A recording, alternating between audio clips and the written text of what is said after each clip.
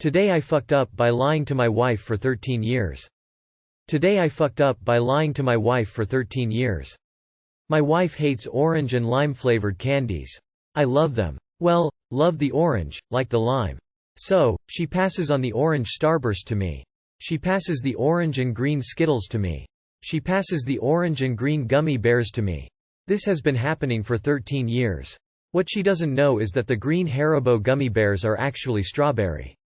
Shortly after we married, for one reason or another, I looked at the back of the Haribo gummy bears package and discovered this. So I haven't said anything for 13 years. Every time we get gummy bears, she gives me the orange and green, strawberry. I've never said a word. I've enjoyed eating my little lies. Until last night. We had some gummy bears and she opened them and she started to hand me the orange and green ones. But after a few minutes, I saw her looking at the back of the bag. Then I saw her eyes get real big. She turned to me and asked if I've known that the green bears were strawberry. She always thought they were lime. I was honest and nodded my head yes. The look of betrayal was unreal. She asked how long I've known, and I was honest. I told her as long as we've been married. She quit giving me the gummy bears she didn't like. She was even eating the orange ones out of spite. I don't think I'll get any more gummy bear discards after this. Time to buy my own. Too long did not read. I never corrected my wife by telling her she gave me strawberry gummy bears. She thought they were lime. Now she knows and is spite eating my favorites. Wait until she finds out the green Skittles are green apple. My mom didn't know that a local pizza place gave free breadsticks with a large pizza. My dad had been eating them on the way home with the pizza. For 10 years. This is gold. I hope you can both share a laugh on it soon. Might take some time though ha ha ha. The wife here. We even got some Christmas ones that were all green and red for our kids' stockings and I said, hey. They didn't make the green ones lime in these. They should always do that. He didn't say a word. We have 2 kids and matching tattoos, so I guess we will just have to work through this. LMAO, this is such a legitimate marriage dispute it's ridiculous. I've been married since 2010 and my wife wouldn't be thrilled about something like this either. She's even eating the orange ones out of spite. You're both hilarious. You've got a great union. Not the asshole get a divorce lawyer now. Big red flags. Location flag, location flag, location flag. Your wife needs to read labels. Think of what she might feed you without reading the label. She might poison you. Get out now. Dude, I hear about guys that cheat on their wives, but what you did. Only God can save you now. Today I fucked up by day drinking. So this was actually years ago, but it still haunts me. I was drinking some wine with my friend, have a slight buzz going and we decided to go get some breakfast. Well, she wanted to wait for her boyfriend to get off work, so we had a little bit more to drink and waited for him. He then drove us all to brunch. I get a strawberry waffle and we all eat. We all leave and while he's driving us back, I feel the urge to fart. Since the music is blasting in the car, I figured I could get away with it, so I let one loose. Only to realize that I shit my pants. I immediately feel the warm wetness and proceed to panic. I sit up and sit on my hand, so it doesn't leak through onto my friend's cloth seats. It's worth noting here, that I've slept with my friend's BF, before they ever got together. This is only relevant to share with you how much mortifying this is. So as I'm sitting on my hand so it doesn't leak through my very thin workout pants I have on, I lean over and proceed to tell my friend who's in the front seat what's just happened. She starts laughing and yells what? Her boyfriend asks if everything is okay and then he cracks a window. He didn't hear us, but it's obvious now he can smell what's happening. We finally get back to their house and before the car can even come to a complete stop, I jump out and run to my car. I have to sit the entire 15-minute drive home in my soiled underwear and pants.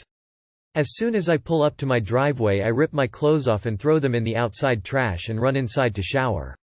Absolutely humiliated. My friend later texts me asking if I'm okay. She then tells me that I wasn't quick enough sitting on my hand and some of my mess got onto his cloth seats and he had to have them cleaned. I wasn't able to talk or look at them for about 2 weeks. I was so mortified. They thankfully ended up laughing it off and hazed me about it from time to time. Edit to add, I did not drive drunk. I had 3 glasses of wine with a slight buzz. Friend's boyfriend drove us to a lunch that lasted at least 2 hours and then he dropped us off. I then drove home. Was never drunk and not even buzzed when I drove. I was 200 pounds plus when this story happened and it was over 7 years ago. 3 glasses of wine was nothing to me back then. Sorry, you have nothing better to do than troll someone. Hope you guys find peace. This happened years ago, nothing can be done about it now. Think what you want, but no need to hate on someone. What's that saying? Let he who is without sin cast the first stone. Too long did not read.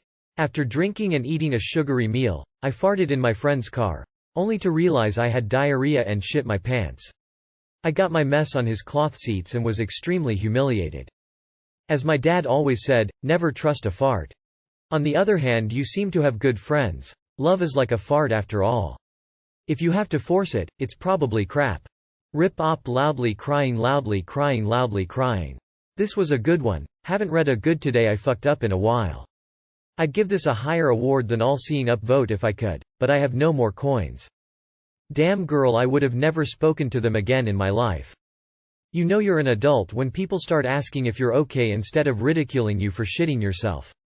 Or maybe you just have good friends. Maybe both. Your foo was shitting your pants, not day drinking.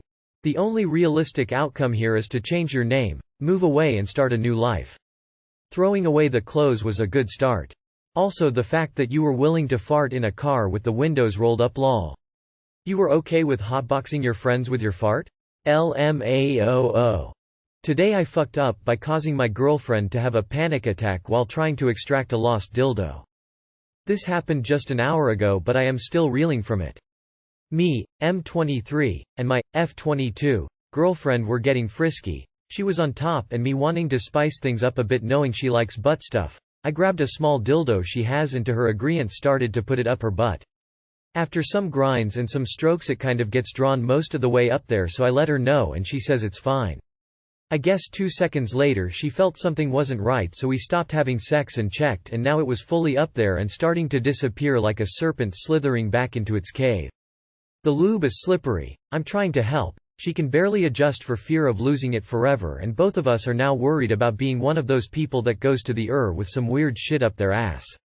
I'm yelling, push, push, push like you have to poop. And she's yelling, I don't want to give birth to a dildo out of my ass in front of you. She finally give me a chance to pull it out for and from her, but alas. I pinch her butthole with my freshly trimmed fingernails, try to grab hold of it. She squeals in pain and starts crying and having a low-key panic attack in response, and I desperately try to tell her I'm trying to help. She tells me to turn around and she'll get it out herself, which she managed to while hyperventilating out of fear. Needless to say, we'll be buying a proper butt plug. Too long did not read. I traveled the risky road and almost became one of those people in the needing something to be removed from my girlfriend's ass. Panic at the dildo. Life pro tip. Never ever put something up a butt that doesn't have a hilt. If it doesn't have a flared base it shouldn't go up your butt. He butthole go nom. No base, no trace. At least a dildo is for that. Easy to explain to staff. Indiana Jones in Riders of the Lost Dildo.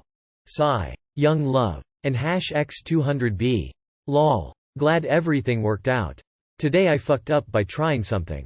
Anything to taste. Okay, so this is admittedly mild, but at least it's fresh, happening right now. I got the vid last week and lost my sense of taste and smell last Friday. I'm a foodie, I love food and I love to eat. On a side note, also being a gaseous dude, there's some benefits of having no smell, but I digress. Not being able to taste is killing me. So tonight, I decided to get wild and try to taste something. I was at the convenience store and saw Pocky Haunted Ghost Pepper Chips. Okay, let's see.